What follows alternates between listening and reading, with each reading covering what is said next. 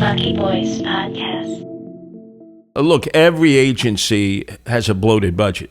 Look at the Department of Education, right? $30 billion out of a $92 billion budget. And what do they want to do? What is their focus? Desegregate the schools. Really? Is that our number one issue, or educating on children? Look at what they want to take away.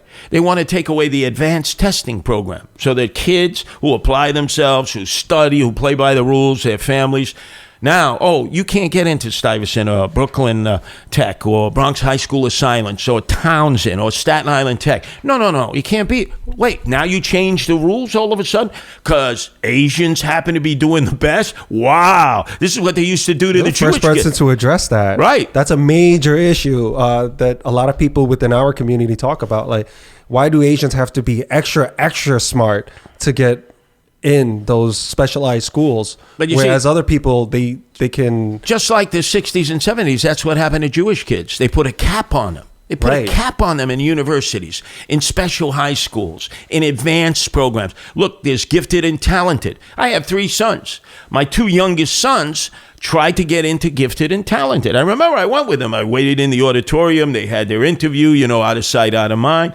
They just weren't good enough for gifted and talented, but they get a good education in the public school system. But they want to eliminate that. Now, what are they offering in return?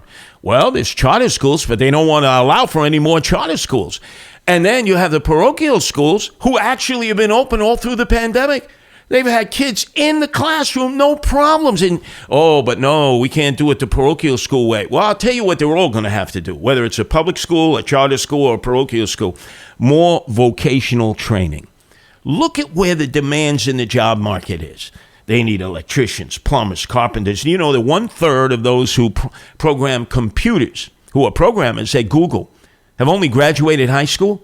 Where did they learn this skill? In professional trade schools that we ended up paying for their education with the Pell Grants. So you're talking about let's update schools to put programs in place that you can use after school. Exactly, where the demand where is. You can hit the ground floor running. And look how many of us are pretty soon going to be under home care, and we're going to need somebody to change our bedpan and change our Depends and know what's going on.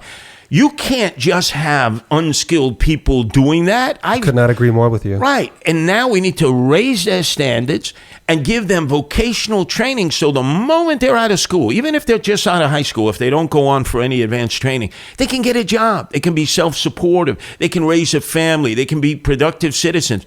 What we're trying to do is force every kid to have an academic education. And I'm telling you, it didn't work in the 60s.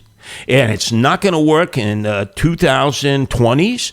You have to have the alternative. And vocational training has been not eliminated, but it's nowhere near what it needs to be. And that just doesn't mean public schools, but that means charter schools and parochial schools, especially if they want taxpayer support. They're going to have to do more vocational training. Right. Is that challenging to kind of revamp the way we think about school and education? Oh, very challenging. I mean, they tried Common Core. And I'll never forget the mother of my 2 youngest sons say, I want you to sit down with Carter, do math with him. Common Core. I said, what the hell is this? This doesn't make any sense. I can't even do it. How is a young child going to do it? And just to explain that, it's like, for example, if you're doing multiplication, and instead of the standard way where we're taught to carry the 1 and carry the leftover number, they have to do all these other steps to show the work. To show the work, or it doesn't count. Right. And you're absolutely right, because one of my friends showed me his kids' homework. He goes, "Will, solve this the way they want to." And I was like, dude, where do I even start? This is crazy. Exactly. And you say, where's the common sense? Yeah. So when Curtis Lee was mayor, everything is going to be followed by where's the common sense in this? And we're going to have to do more of this with less. Can you show me?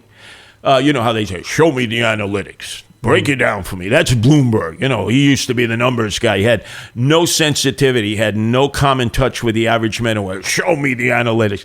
In this case, I've got the touch with the common men and common women, but I'm going to say, look, I may not agree with you on this idea, but if you can show me how we can do more of this with less money, because we can't print money. We can't do what the federal government is doing, raising the debt ceiling, raising the deficit ceiling. You try doing that with your business or your own personal finances. Oh, I can't really pay the nut at the end of the month. Could I raise my debt ceiling? Could I raise my deficit? No, they'll say, absolutely not. We're going to foreclose on you.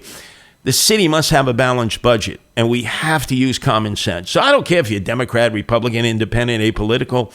Anyone can come to the table in a Sliwa administration. If it's a good idea, we'll try to do it as long as we could do more of it with less money.